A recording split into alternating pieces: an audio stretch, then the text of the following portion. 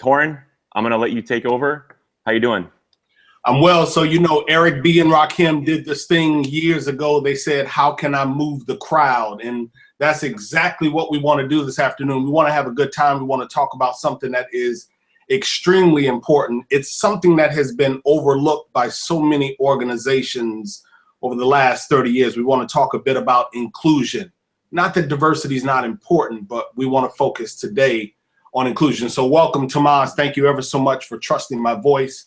I am happy to be joined by Nzinga Shaw and Amir Ashkenazi, who will introduce themselves momentarily. But welcome to all of you. I appreciate you taking the time, not only to have registered for it last week, but for participating on this particular week, finding it important to join us on today. So listen, I want to welcome all of you, and I want to start with a shout out to the Director of Operations at Flocabulary, because we're hoping that our conversation today allows us to answer in part your question around what are we missing when we make sure that we embrace inclusion. So I thank you ever so much for submitting that question. I want to get right to it, but 3 quick housekeeping notes. Number one, the hour is going to go by very quickly. When you got good energy and great people, the hour will go by very quickly, but we promise to be authentic and to continue to give you actionable information. Number 2, no spam, no spam. Nzinga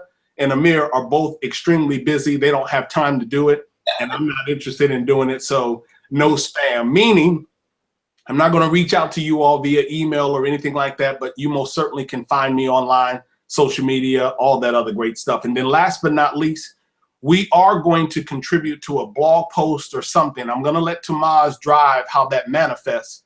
But there were so many questions, and we want to make sure that we address those questions. A lot of them could be placed in buckets because they were very similar, phrased differently, but very, very similar. And so at some point in the very near future, the 3 of us are going to answer some of those questions and continue to move the conversation forward. So without any further delay, Nzinga, Chief Diversity Officer for the Atlanta Hawks, tell the people in 30 seconds who you are. Well, hello, everybody. Thank you so much for giving me this platform. I'm happy to be with you and share my insights. I am the first person to be the Chief Diversity and Inclusion Officer in the National Basketball Association. I've held this role for approximately 3 years and have hopefully really moved the needle in a lot of areas that I think are concerning a lot of people in corporate America, specifically around inclusion. I have dedicated my life to this space. I've done it at the NFL. I've also done this work at Edelman, and will continue to be a champion for diversity as long as I'm in corporate America. Got it. And Amir, I could focus on the fact that you've sold 2 companies for a whole lot of money, but I don't want to do that. I want to focus on what you're doing with Uncommon. So tell the good people who you are and the work that you're doing. 30 seconds. Yeah, so in Uncommon, we help job seekers and recruiters make better decisions with information and the tools that they need. So what we are, we're a talent acquisition platform that's using artificial intelligence to really source and screen the right candidates for any job. We're in beta right now. We're being used by hundreds of recruiters, and people can sign on and try it on uncommon.co. Got it. So there was a question submitted by an HR program manager at Baylor University, and she wanted to know what's the best approach to effecting change when you're new to an organization and the discussion around diversity and inclusion has historically been met with resistance. Either of you wish to comment on that? How do you do this conversation when you're new? And I know we have a lot of people listening right now who ask the question, well, where do you start? How do you affect change when the conversation has been met with resistance? Well, I can start. I mean, oh, I'm sorry, Amir. I was going to say I can start. You know, when I was new at my job, it was such an interesting time because the Atlanta Hawks were going through a public crisis, and it was all around issues of inclusion. At the time, our general manager and our controlling owner had been outed for saying disparaging comments about the African American community, and it all became very public. And so when I started my job, I was met with resistance. People weren't really sure about my role and what was I really there to do, and was I going to be the police and really just, look at every single critical thing that was happening in the organization without really being an inclusive leader. And so I think my advice to a person who comes into a role like this, I think that first you have to listen. Instead of coming into the job and saying, here's the new way that we're going to work and here are the new rules of engagement. I don't think that would be met with open arms. I mean, if you are really preaching about inclusion, then you also have to live it through your actions. And part of being inclusive is listening to the people around you, really gaining insights around, what are their challenges? What are they looking to achieve? And then once you compile all that data and really understand what the full picture of what's happening in your organization, then you're going to be able to be more effective when you have to make some tough decisions and when you have to influence leadership. I think that one thing that we miss in the communication about it is that diversity and inclusion is not just the right thing to do. It's the right thing to do for the business. And I think changing the conversation from this is the right thing, but this is a better way to run the business. Because if all of your engineers have the same color and shape, the only thing it means is you miss some amazing talent that is in different places or in different communities.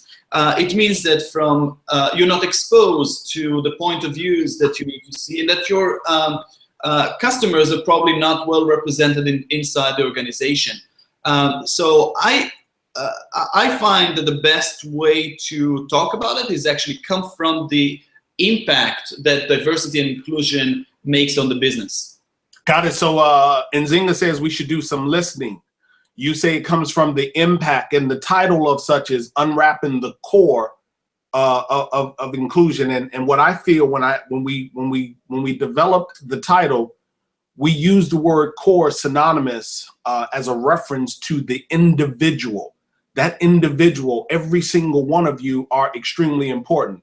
And so much ado has been done about diversity over the last 30 years, especially over the last 5 years. Yet many companies still struggle with achieving progress. And in part, like I said in the beginning, because that inclusion piece has often been ignored. It's been watered down. The organizations felt like if we just simply put some people in, that we were doing our job. So I'm going to put a landmine in the conversation, and let's see how many step on it, because I know that it's something rich and still on the minds of many. James Damore, the Google engineer, he was let go, fired, because he put together a manifesto, dropped some thoughts around how he felt Google was addressing diversity. So I'm on the record, and I've been in a couple of cities since that has happened, and I've been on the record in saying that I think that Google overreacted. What say you?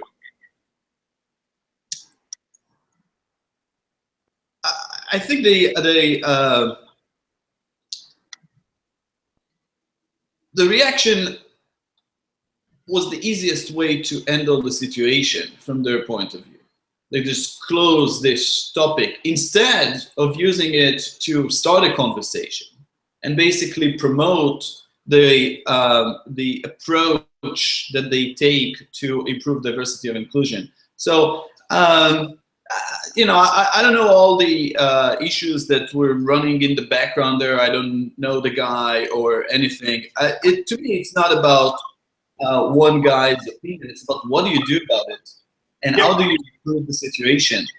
Absolutely, and to my knowledge, he wasn't a toxic employee. So, like you, Amir, I feel like that was a chance for Google to make a monumental step in moving the narrative of that conversation, showing people that dissenting views are still welcome in the environment. And Zing, you said a moment ago that that is really the reason why you landed at the Hawks, because of dissenting views. And to my knowledge, the person who caused that infraction is still with the team. So how do you feel about the whole Google experience? Do you feel like they overreacted? Do you feel like they could have done something to help move that narrative a bit more? So first and foremost, our person is actually no longer with our team. Okay, correct. So I just want to go on record and say that the individual is gone from the Atlanta Hawks organization. Back to your original topic with this individual over at Google, I think it's okay to have differing opinions. I just think that the manner in which you express your opinions in a corporate setting has to follow a certain protocol and guideline. But I think it's okay for people to say, you know what, this is wrong, and I want to see change, and I want to start and provoke conversation. And so I think that he should have been, his opinion should have been embraced. He should have been supported, because I don't think he's the only employee over at Google that feels that way. And so if the organization would have championed dialogue and championed discourse around the issue, I think they could have had a solution versus the loss of employment because a person spoke their mind.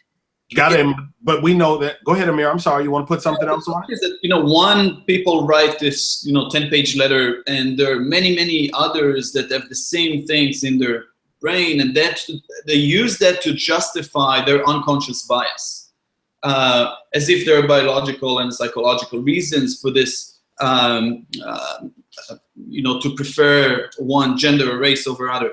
And the problem is that we need to attack unconscious bias head on. Unconscious bias is the reason we have this conversation today, and it's very strong, it's very natural. This is how the brain works, and we use basic pattern matching whenever we don't have enough data to make a decision. And we need to take this opportunity and actually talk about the real core for the diversity and inclusion problem that we have in corporate America, and then go from that to the ways of solving it, which I'm sure we're going to discuss later today. You got them, and thousands of individuals are leaving organizations because the environment is not nurturing, it's not promising, it's not supportive, it's not welcoming. And that is a bigger problem than, I believe, some of the other issues that we focused on. We've just not done what it takes to make our environments breeding grounds for people to want to build 2, 3, 4-year careers inside of the organization. Earlier this year, I read an article on the Harvard Business Review. The article was titled "Diversity Doesn't Stick Without Inclusion." And in fact, inclusion really tends to be something that is missing when we talk about that diversity backlash. But everyone is leaning on the need for data. And so when you think about the need for data, Amir, how can we measure, and I'm being very honest, as a strategist, I don't know of any HR tech that measures inclusion. I think we measure inclusion, most of us, by exit interviews and happy hour attendance and, night at the ball game and participation in community related events. But being a technologist like you are, how can we measure or collate data as it relates to inclusion? So first of all, we need to use data about the fit and performance of employees, so we can make hiring and firing and inclusion and leadership and promotion decision based on data and not based on our gut feeling. It's funny, it's so obvious when we talk about basketball or baseball that, oh, this player is better because he's 2% better in shooting 3 points. But when it comes to hiring, we just look at resumes, pieces of paper, and we let our brain run in all kinds of different directions. We need to have the same data. And the good thing is that today, with artificial intelligence and the vast amount of data that is available out there, we can accurately predict success of a candidate on the job. We need to use that. Then you stop looking at the name, and you stop looking at the image, and you stop looking at the gender, and you start look at factual, real prediction of success on the job. So before we even go to measuring the overall result, we need to fix the process. And I feel like the process is broken start to end. And it starts with just how do you source candidates? Like, we need to understand that we need to go to a much more diverse pool of candidates. And to go to a more diverse pool of candidates, you need to find them not in 2 or 3 places. You need to find them in dozens of different places. And there are technologies right now, like you can use tools like Uncommon to actually make sure that you find and you reach out to those communities so you can pull a much more diverse set of candidates. So you're absolutely right. I mean, I do feel like if an individual is in their seat, in their role, past that 18 to 24 month period where we know that attrition tends to be the highest, that most certainly is a form of measurement. We can look at promotion and bottom line productivity. Those also are forms of measurement. But if a person or an organization, Nzinga, does not have tech in place, how do you feel they can measure whether or not their environment is inclusive? Because I don't know. I know that the NBA has an awful lot of data scientists, but I don't know what tech maybe the Atlanta Hawks is using. So how do you all measure inclusion? We actually don't measure inclusion through a technology application, but we measure inclusion through real experiences that our fans are having, real experiences that are happening in the workplace. We look at traditional groups that have not been of privilege in our organization historically. So women, people of color, and are we hiring more of those people? And then are they staying, and are they getting promoted, and are they actually reaching senior level positions? You know, it's one thing to hire junior level employees that are starting their careers, and certainly you want to build a platform for a variety of people to get into your organization. But when you really have senior leaders that are impacting the bottom line, that are making and driving business decisions that happen to be women and people of color, and they're infiltrating the C-suite, that's when you know that inclusion exists, and you're really making a difference. Even when we look at our fans, you know, we've reached out very organically to, let's just give you an example, the LGBTQ community in Atlanta.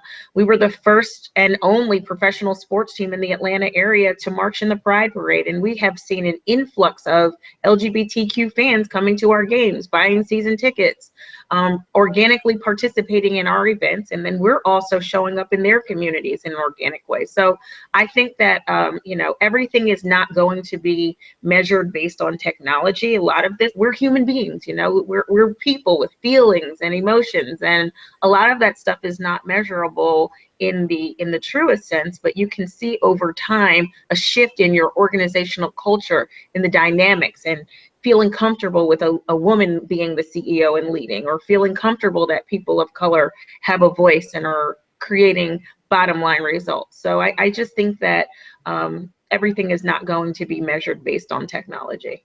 Everything won't be measured based on technology, but we take it back to that unwrapping the core being the individual. We had a number of questions that asked about the business case, and you just gave a very hard example about bringing new voices, new personas into the arena, participating, buying paraphernalia, merchandise, telling others about the Atlanta Hawks. But you always receiving recognition around the country because of the work that you all are doing down there in Atlanta. So hats off to you, continued success in all of your efforts. I actually learned about an organization earlier this year, Center for Talent Innovation, and they really look at 3 aspects when they are trying to measure inclusion. They look at surveys inside of an organization, they look at internal focus groups inside of an organization, and they actually do one-to-one interviews, one-to-one conversations, so that they can ascertain what's going on, how a person is feeling. And they really point to 4 critical levers. They look at authenticity, networking and visibility, clear career pathing, which we've talked about a number of times already in this conversation, and then inclusive leaders. And really what I want to hear from you, Amir, what's the value of having a contextual leader that's present in an organization? You are a founder. You've been a founder of a number of organizations. What's the value of having someone like you that has context and empathy, you know, being a part of this conversation as you're building your team? Yeah, so first of all, when we talk about measurement, I think we need to be very, very, very careful in what we measure and how we measure it. So, you know, we work with some large companies. You know, one of them told me, you know, we have 45% women in leadership positions. But when you actually, and they told me that when you actually look at the seniority of women in the organizations, you see that they're all in low management position. And the higher you go, the percentage is getting smaller and smaller. So I think that we should not just hide behind numbers and large averages to measure it. And I do think that there are tools today to take the pulse of every individual employee and put them together in a way that does not lose the context and the extremes and the smaller groups and how they feel.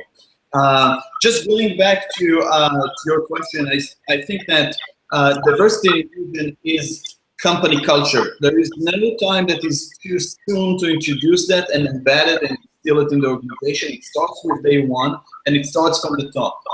I see large companies say, oh, we're 10,000 people right now. How do we introduce diversity and inclusion? This is a very core to the team. And when you look at core values of most companies, you find things like teamwork and integrity and things like that. They're usually miss on the point of celebrating the differences between people and the importance of staying open to talent of all types. And I think that instead of measuring the end result is one very difficult. I agree with you. There's no just the magic number that you can optimize to. We need to measure every step of the way, and it starts with: is it in our culture? Do our employees understand that it's in our culture? Do they believe that it's actually being practiced on a day-to-day basis in the organization? This is the starting point, and there's no day too soon to start. So you feel like it's something that should be embedded from day one, especially inside of a small organization. And Nzinga, how about you? A larger organization, you're in a different place, you have an owner. What do you feel? I mean, is this something that everyone in the organization should be pushing? And if so, how do you do it? You know, how do you do it? 100%, yes. I think diversity and inclusion has to be championed from the top at every organization. If you're a small entrepreneurial company, if you're a large, corporate conglomerate, it doesn't matter. D&I has to be central to your strategy, because if it isn't, then your culture is not going to be healthy. I think that what happens in organizations is that oftentimes they do not get active in this space because there's no imminent danger, or at least they don't think there is. So for instance, in the NBA, we had never had a diversity officer either at the team level or the league level, because we had never been faced with an open crisis the way that we were when first Donald Sterling and the LA Clippers had their situation, and then 2 months later, the Atlanta Hawks had our situation. So I think that because season ticket holders were at stake, there were corporations that we were doing business with that were saying they were going to pull away and pull out, it became something that was a danger to our bottom line. And that's what sparked us to get active. I wish organizations did not wait for those moments to happen. Hopefully through conversations like the one we're having today, companies will become proactive in this space and do all of the right things, like provide stretch assignments for all of your employees and champion everyone who's different. Provide training, ongoing training and education and tools for people so that they actually understand what the conversation is about. Promote ERGs and BRGs if you can. I mean, there are so many different ways that you can champion diversity and inclusion, but it has to start from your owner, whoever is in charge of your organization, the CEO. My CEO, Steve Koonin, he's been a huge champion of this work. We couldn't get half of this work done without him, because he believes in contributing from a bottom line perspective, right? So diversity and inclusion is not free. And if you're going to do this work, you need a budget. And you have to have financial resources to get a lot of this work done. This is not charity work. This is a part of a huge part of your corporate strategy. And so there are many components that it takes to get this done right. But I would just hope that organizations didn't wait to be in a crisis like we were in. Do it proactively from the beginning. So, Zane, when you said you need a budget, I just got like a quick visual. You know how they say child when they fall back in their chair? I can guarantee you there were some people out there who fell back in their chair because their organization has not provided them with a budget. But I got to tell you, it's so incredibly important. You must have the resources and the support in order to do this good work. That's right. I mean, you would never expect a chief marketing officer to come up with campaigns and ads and really be creative about the work that they're putting out and all the branding for their organization and say, guess what? You're not going to do this with a budget. You're going to do it for free. That would be unheard of. And so why would a diversity and inclusion executive be expected to do the work for free? A lot of this stuff needs resource behind it. And so I think that's a lot of times when people find that diversity and inclusion strategists are ineffective, it's because they don't have money to help them. So, this is not a theory. This is something that actually has to be put into real time, real practice. Got it. So I'm going to try to hook up the headset so that I am not messing up the sound. I apologize.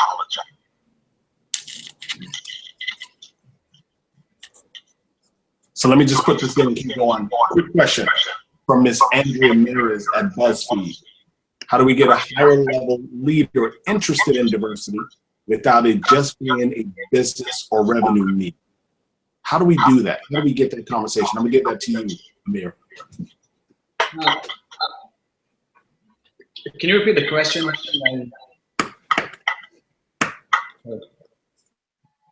Now, can you hear me? Yeah, can you hear now? Can you repeat the question? Sorry. Yeah, absolutely.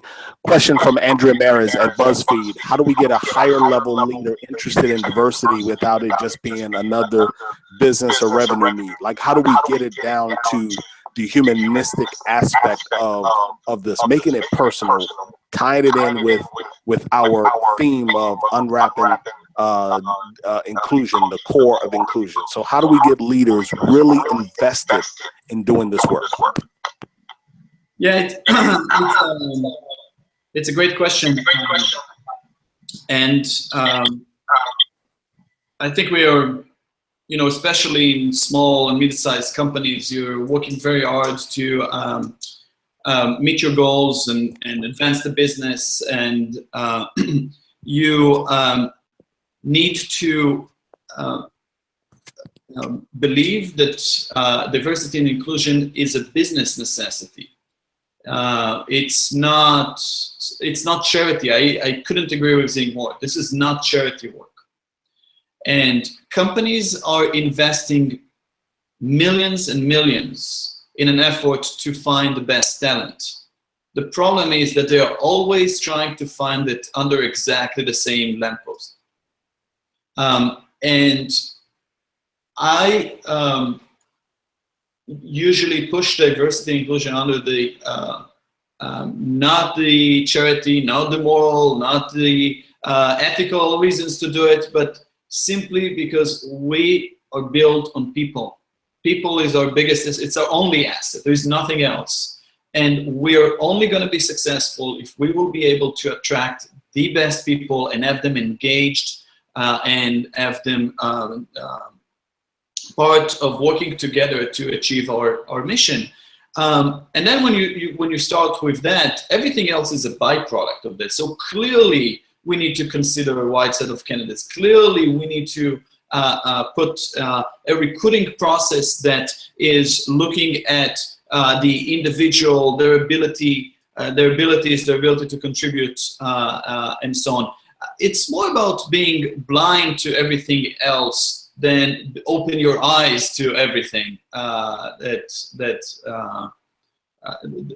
comes with diversity. But you talked about, Amir, the lampposts and people fishing in the same pond. We certainly know that happens. We know that over the year, organizations are spending somewhere in the neighborhood of $5 to $10 billion on conscious, unconscious, bias type related trainings.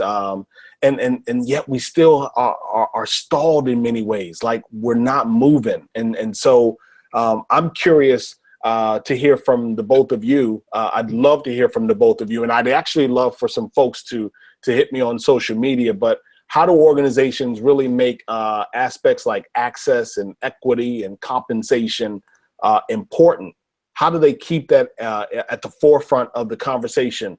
Someone sent in a message and said, how do we keep women important in consideration while we are pursuing ethnic diversity? Meaning she didn't want the gender aspect to be left behind. So how do we focus on access and equity and compensation in ways that are efficient and effective and promising to the inclusion quotient? Hey, Nzinga, sorry, I had to momentarily mute you there. So if on the top, you have to unmute yourself. We're getting a little bit of feedback from you. Am I unmuted now? You are. Okay. I just wanted to jump in because it's such an important question. I think that senior leaders, particularly people in the C-suite, so your senior most leaders across the organization, need to be held accountable for inclusion happening across the organization. And the way that they're held accountable is through their compensation. And so there have to be very specific compensation goals around their bonus and or salary in terms of how inclusion is being met on all of their teams and how it's trickling down through the organization. Because I think that when individuals are held accountable in that way, when it personally impacts them, not only impacts the broader business, but it is personally impacting their paycheck, then they're going to make sure that all of the tools that they receive through training, unconscious bias training, all of the rhetoric that they're being told is not only just a conversation, but it's going to be actionable, because they're going to make sure it happens when their money and their compensation is on the line. And it sounds like, archaic and kind of like we're taking a step back, but unfortunately, that's where we're at. I think that, we've tried in corporate America, we've tried to do things the right way, and we've tried to allow people to be adults and take all of this new information in and utilize it the best way they can. But if you see that over time, this is not an effective way to manage diversity in your organization, then the senior most people need to be held accountable. Zing, I want to stay in the role for just a second and challenge Zing, because how can we hold senior leadership accountable when we don't have a good way of measuring inclusion? Like, end of the year, we need to pay the bonus. How much we pay? How do we know if they are 20% or 100%? Well, you can measure inclusion in many ways. And if you have a team that is turning over, you have a team that looks completely homogenous, or even if they don't look homogenous, but they're homogenous in the way of being able to be innovative. So let me give you an example. Inclusion shows up in many different ways, and it's not by all what we can see. So if we have a team of 4 people, and one is Black, one is white, one is Hispanic, and one is Asian, but everybody went to Harvard, everybody loves basketball, and everyone has children, then the conversations that this group is going to have with one another probably won't be innovative. And I think that's what the business is driving towards, innovation and results. And so that's also a way of not being inclusive. You can't just look at the skin color of a person and say, well, we have a diverse team if everybody's from Harvard, because that's also not being diverse and looking at academic backgrounds in a well-rounded way, or looking at, geographic diversity or family diversity, and the list goes on. So I think that if senior leaders are honest and they look at the makeup of their team, and their teams are not dimensionalizing over time, if year over year your team looks the same exact way that it has from day one, and those are the only people that you've chosen, and you really haven't asked for input regarding your talent and how you're bringing talent into the organization, well, then you're getting dinged, and your compensation's not going to be as high as you probably are used to it being, because there's just no innovation there. Does that make sense, Amir? It does, but obviously, the fact that there are so many dimensions to diversity makes it so difficult to measure. Like, I can give you race diversity, but as you said, they may all come from the same school, and then it's not diverse anymore. So for the making it effective, you need to set the rules and the goals up front. And I find it very, very difficult to do, exactly because of the complexity and the multidimensional aspects of it. It's just very difficult to do to a point that you can connect compensation to it. So let me jump in real quick, Amir. So first of all, in doing strategy work, let me just say that there is not one way of doing this work. There really is no best practice in doing this work. You will do the work that fits your organization, what allows your people to thrive. So number one, I think that measuring or tying inclusion, D&I to compensation most certainly is a way of doing it. I think that when Nzinga gives the example of Harvard, if you will, when you think about the disparity in how people now have access to higher level education, academic learning, even though more people are going to college, being able to afford that proposition is becoming increasingly difficult. And so If I'm only right now recruiting from academic institutions, I may need to look at recruiting, as you said, under different lampposts, as I like to say, fishing in some new ponds. So what I think is most important is that we understand that it's most appropriate for you to have that question in front of you. You are a founder. And I love that you're being transparent and saying, I don't necessarily agree with that, because there are people out there right now that don't agree with that. But let's figure out what metrics and what levers will work inside of a person's business, inside of a business unit, department, organization, a company, what will work so that we can affect change. We know that women, and I love that the question was put forth, 70% of working mothers are in the workforce, and 40% of them are the sole breadwinner inside of an organization. We must do what we need to do to make sure that women are not only involved and have access to the opportunity, but that they do have access to higher levels of contribution inside of the organization. So I do believe that it's extremely important that we began to look at tying people's compensation in some ways to this D&I measure. And the other thing that I firmly believe in is that we must remove ourselves from the conversation of thinking that we are lowering the bar because we are chasing D&I. I absolutely despise when I hear people say that we are lowering the bar when we chase D&I. Totally agree with you. I just want to close the previous topic, and it's like, I think the change needs to come top down.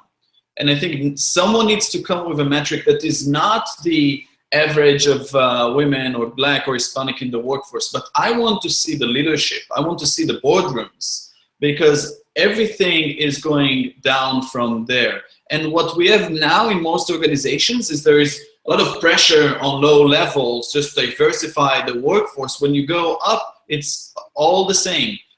So I encourage, if there is an organization or strong HR executives within companies, to push the question up.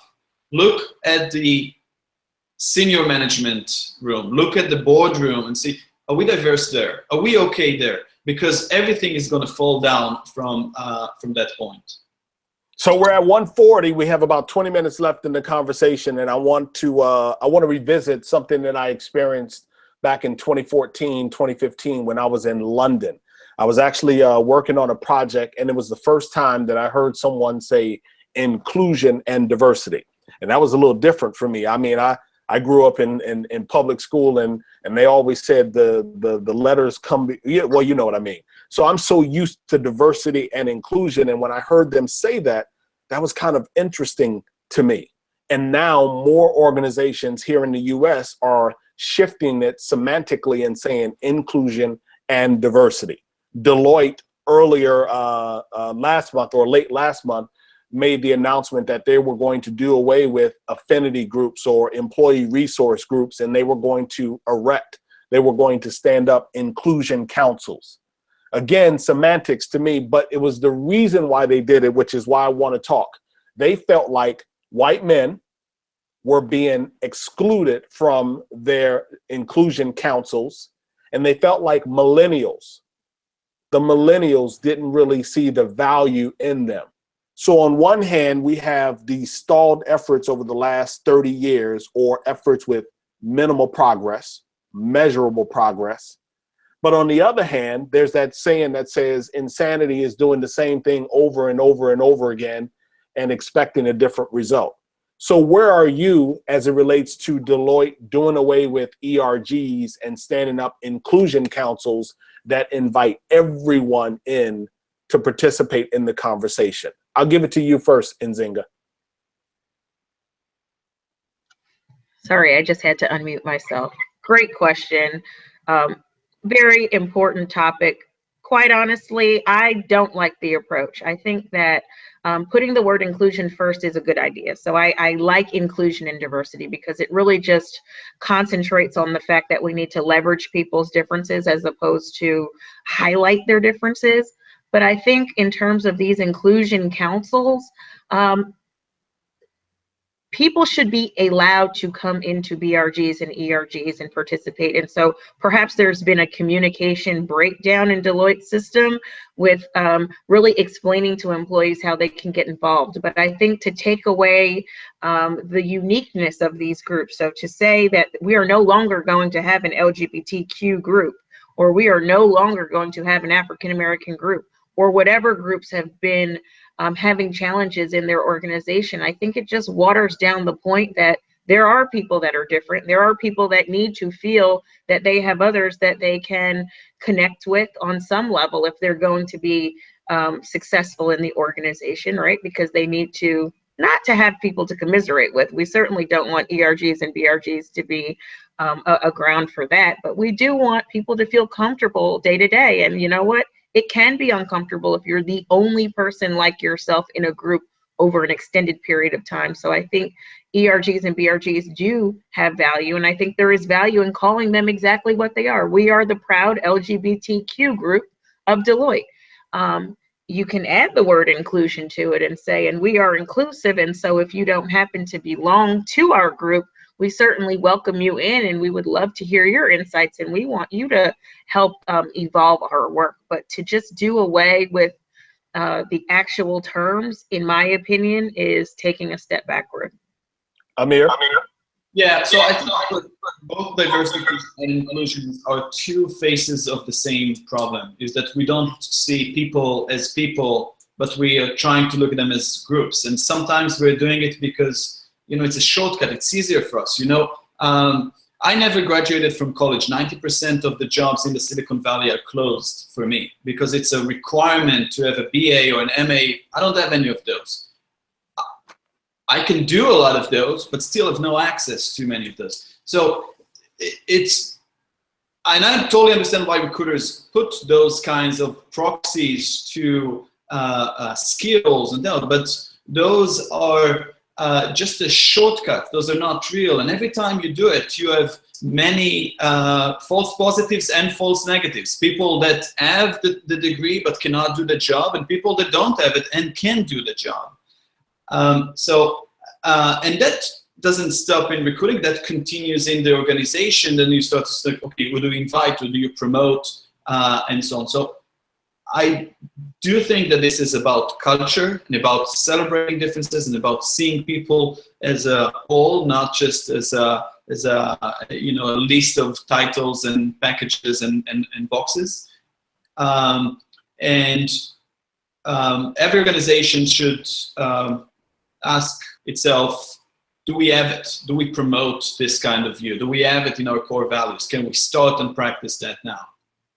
And that's going to solve both. It's going to solve diversity, it's going to solve inclusion. Yeah, so whether it be diversity and inclusion or inclusion and diversity, I certainly feel like if we can ramp up our effort, if we can get more people to become evangelists in and outside of our organization, if we can get our leadership involved, if we can deposit resources and support and time and understand that we didn't get here overnight, but that all of us can move this ship forward. If we can do more of that, I feel like we can most certainly make a difference. If we can, you know, take action in doing some very simple things like looking at the artwork that are on the walls inside of our organizations, looking at the radio stations and the media that's played on side of the flat screen monitors, if we can think about creating different policies for people that have children, people that are single parents, people that are differently abled, if we can do some of those things, if we can partner with organizations in the community, then I believe that we will be able to effect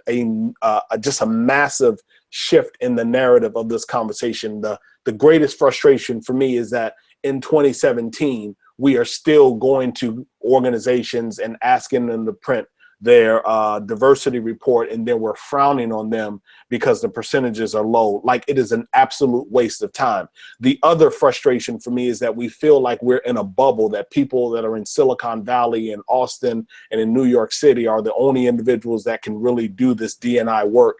And that is absolutely the furthest thing from the truth. But my question from you is a question from a talent management consultant from the government of Saskatchewan. She wants to know, or they would like to know, what do you believe is the single most important thing to do to create an inclusive workplace culture? the single most important thing that you'd recommend to our viewers today? Well, for my organization, we've done something pretty unique. We have an ongoing speaker series called Courageous Conversations. And Courageous Conversations happens inside of our organization, and it culminates in an annual event called Mosaic, which stands for Model of Shaping Atlanta Through Inclusive Conversations. What we've learned is that when we tackle tough topics like police brutality, like LGBTQ and transgender issues, like issues like sensory inclusion and how do we appeal to an autism environment, things of that nature. When we talk about these things in an open environment, we start hearing compelling stories from people that work in our organization, stories that we never knew that they had going on in their lives. They're just able to share in such an open way that the dialogue feels comfortable. It doesn't feel like anyone's under attack. We're respectful in our conversations. And so through conversations, we end up getting to a great place. And I can give you a quick example of how this actually has worked in our organization. Please so do. So at one of our Courageous Conversation events, we were talking, all of us were really upset because there were a bunch of people that were protesting in front of our arena last summer. And it was all around police brutality, civilians being killed by police officers being killed by civilians, the LGBTQ community under attack in Orlando. There was just a lot going on in our country, in addition to a presidential election that was very heated. And so people were just feeling very heavy at work and carrying that into the workplace. And so we had an open dialogue about how all of us felt. And we ended up saying, well, beyond this dialogue, what can we do to make a difference? Like, we know that the Atlanta Hawks are not big enough to cure racism, but what can our brand do? How can we leverage our brand as being a sports agent and a catalyst for change to make this city a little bit better? And so we ended up hosting what we called the Unity Game. And the Unity Game was against the Cleveland Cavaliers. All of the players, instead of going from one side or the other when they were called in the beginning of the game, they met in the middle of the court. They all held hands and they sang the anthem together. And we encouraged everyone in the arena that was there that could stand to also hold hands.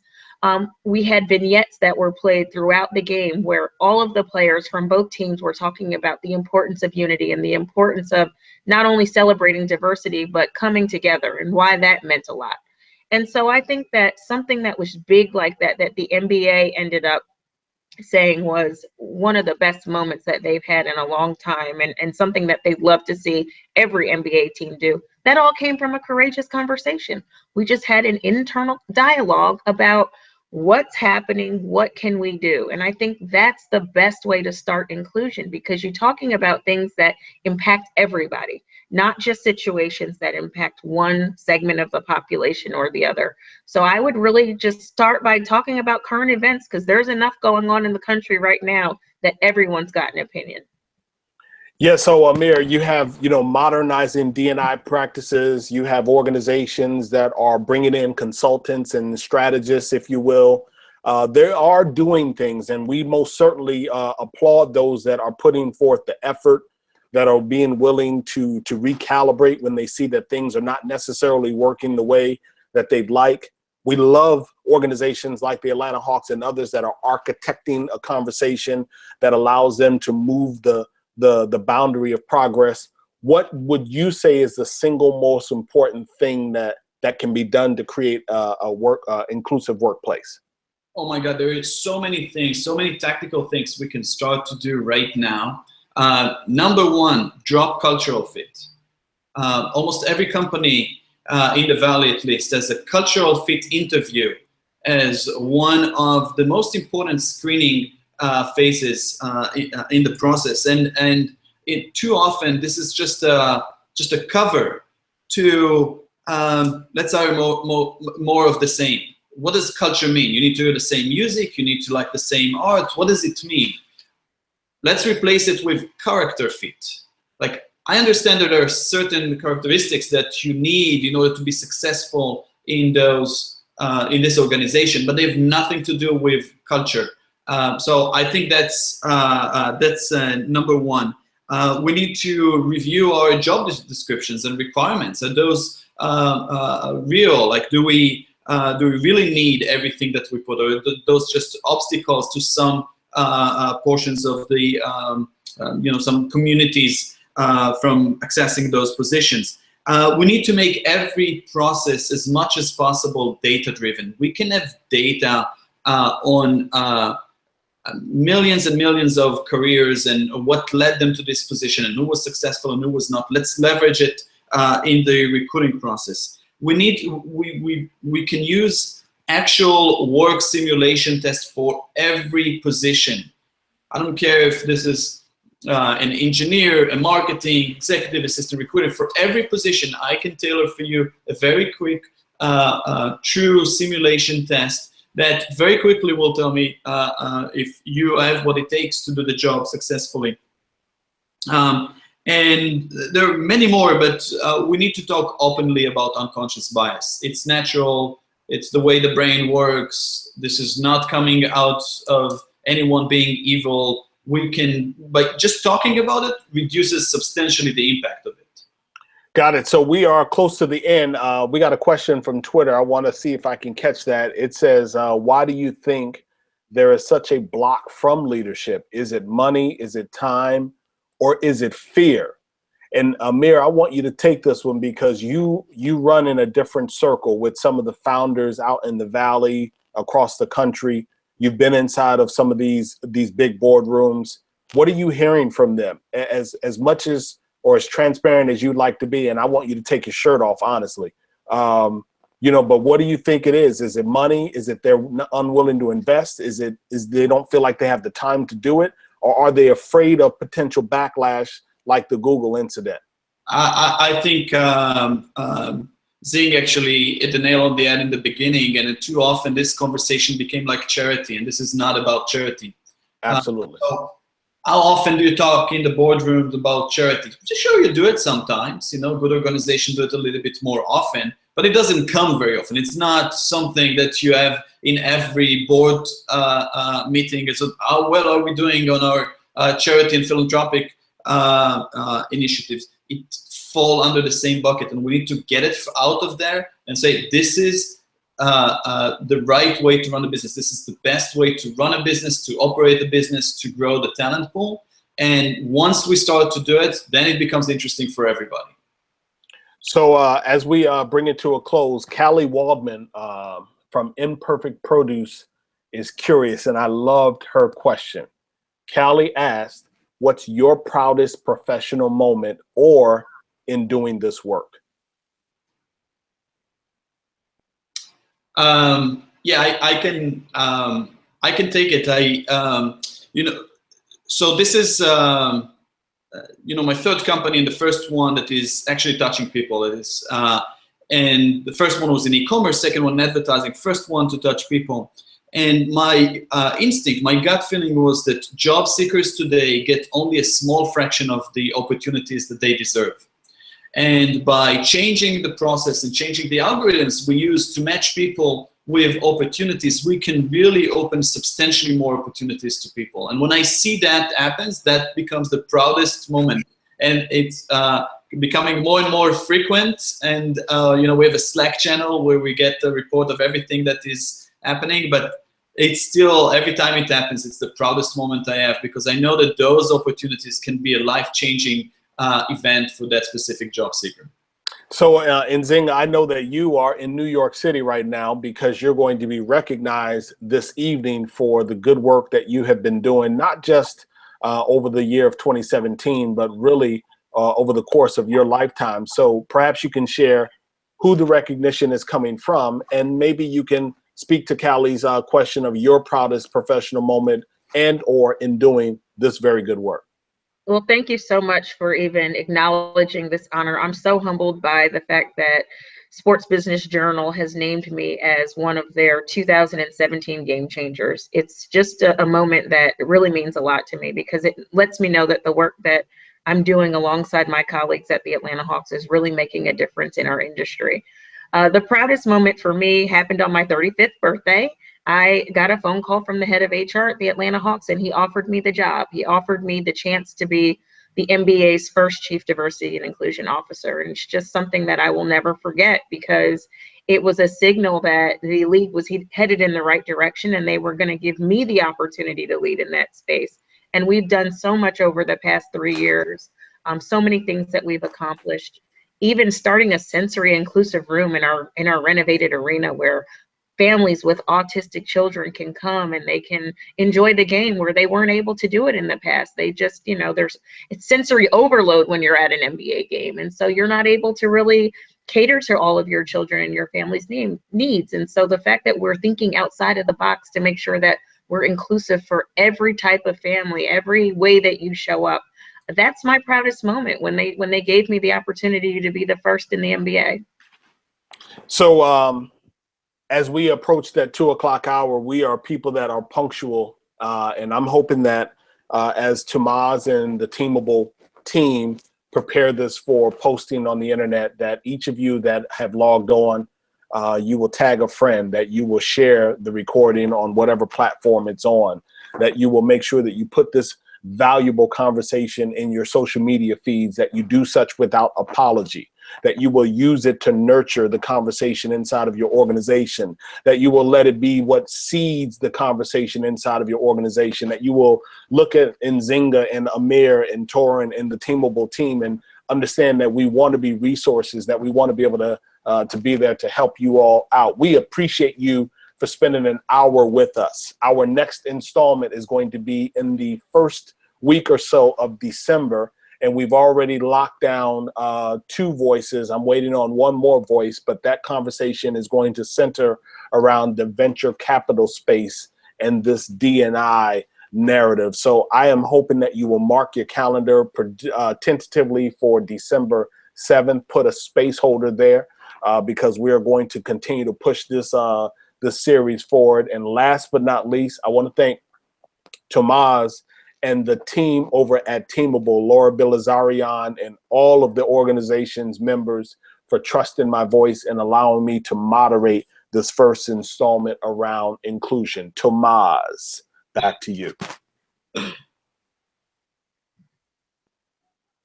On the mute button here. Yeah, I just ended off with Nzinga, Amir, Torin. Thank you. There's not enough words to describe how thankful we are that you were able to spend time from your busy schedule. Credible conversation, some amazing gems. So thank you.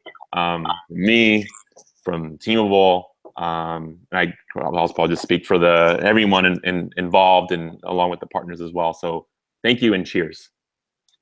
Thank you. Thank you.